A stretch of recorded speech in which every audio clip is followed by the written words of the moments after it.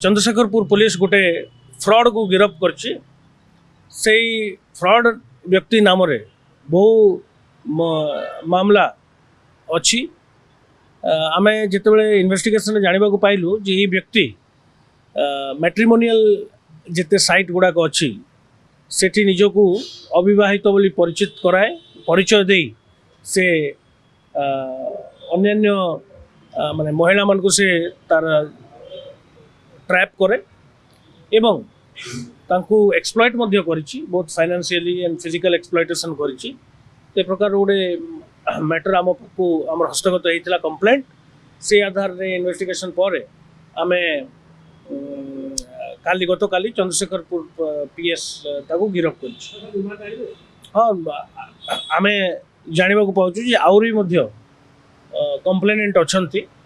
जदि कंप्लेनेंट आसिक आमको कंप्लेंट दे से सबू जगह केस करा रिमांड अणा